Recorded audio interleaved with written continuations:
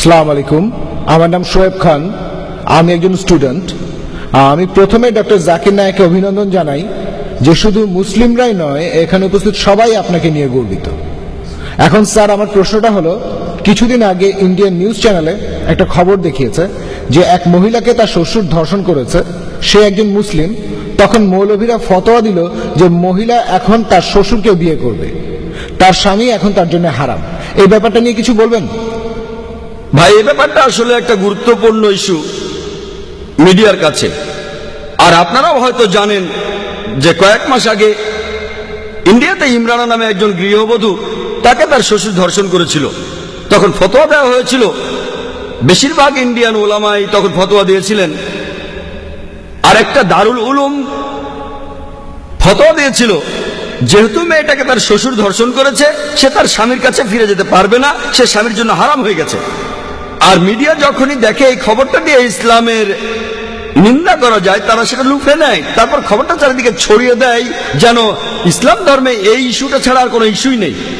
আর Indian press তারা কি করেছে, বেশিরভাগ চ্যানেলে খবরটা দেখানো হয়েছে যে ইসলাম ধর্মের উলামা, শিউখ আর মাওলানা তারা বলে একটা মেয়েকে তার শ্বশুর ধর্ষণ করেছে, সে একজন ভিকটিম। কিন্তু ইসলাম ধর্ম কি বলছে? ইসলাম তাকে সাহায্য না করে উল্টো আরো তার নামে বলছে যে মেয়েটা স্বামীর কাছে যেতে পারবে না, সে স্বামীর জন্য হারাম।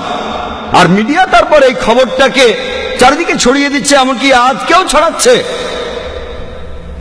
তবে আমি সবসময় বলি, যদি আপনি মিডিয়ার সামনে কথা বলতে না জানেন, আপনাকে ট্রেনিং নিতে হবে।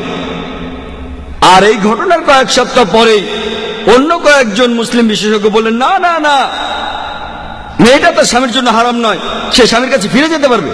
যারা ফতোয়া দিয়েছে যে মেয়েটার জন্য তার স্বামী হারাম, তারা ভুল বলেছে। তারপর তারা অমুসলিমদের সামনে এই নিয়ে তর্কযুদ্ধ শুরু করে দিল। আমরা এইভাবে আমাদের দুর্বলতাগুলো অন্যদের সামনে তুলে ধরছি। মজার ব্যাপারটা হচ্ছে, বিশেষজ্ঞদের এই দুটো দলই তাদের ফতোয়া দেওয়ার জন্য পবিত্র কোরআনের একই আয়াতের উদ্ধৃতি দিয়েছে। যারা ফতোয়া দিয়েছে যে মেয়েটা হারাম তার স্বামীর জন্য, তারা সূরা নিসার একটি আয়াতের উদ্ধৃতি দিয়েছে। সূরা নিসার 22 নম্বর আয়াতে বলা হয়েছে যে নারীদের মধ্যে তোমাদের পিতা যাদের নিকাহ করেছেন, তোমরা তাদেরকে নিকাহ করো না।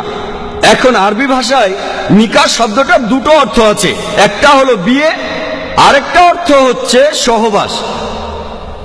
আর আরবি ভাষা সম্পর্কে ভালো জানে এমন কাউকে জিজ্ঞেস করুন, তিনি বলবেন হ্যাঁ, নিকাহ শব্দটার দুটো অর্থ আছে, একটা হচ্ছে বিয়ে, আরেকটা হচ্ছে সহবাস। আর বিশেষজ্ঞদের প্রথম দলটা, তারাই সংখ্যায় বেশি, তারা হলো দারুল উলুমের একটা বিশেষ গ্রুপ। তারা নিকাহ শব্দটার অর্থ করেছেন সহবাস। তাহলে নিকাহ শব্দের অর্থ যদি ধরে নেন সহবাস, তাহলে কোরআনের এই আয়াত বলছে তোমরা সহবাস করতে পারবে না তোমাদের বোনের সাথে, তোমরা সহবাস করবে না তোমাদের ফুপুর সাথে অথবা খালার সাথে, এবং তোমরা সহবাস করবে না সেই মহিলার সাথে যে সহবাস করেছে তোমার বাবার সাথে। এটার উপর ভিত্তি করে তারা বললেন ছেলেটার বাবা এই মেয়ের সাথে সহবাস করেছে, এখন এই মেয়ে তার ছেলের সাথে সহবাস করতে পারবে না, সেজন্য মেয়েটার স্বামী তার জন্য হারাম। অন্য আরেক দল বলল না, এটার অর্থ বিয়ে।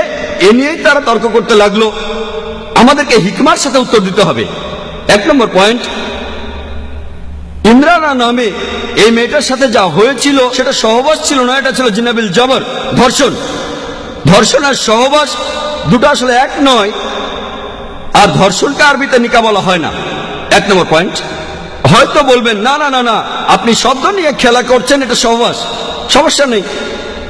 দেখেন, আমি আগেও বলেছি, যদি কেউ কোনো ভুল কিছু বলে, বিতর্ক করার একটা টেকনিক আছে।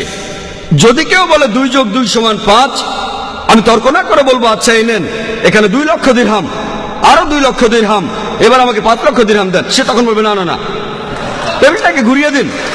আমাকে যখন এই প্রশ্নটা করা হয়েছিল, আমি বলেছিলাম আমি তর্কের খাতিরে মেনে নিলাম যে নিকাহ অর্থ সহবাস। তাহলে কোরআনের আয়াতটা বলছে যে তোমরা সহবাস করবে না তোমাদের বোনের সাথে, তোমাদের ফুপুর সাথে, তোমাদের খালার সাথে, এবং সেই মহিলার সাথে যে তোমাদের বাবার সাথে সহবাস করেছেন।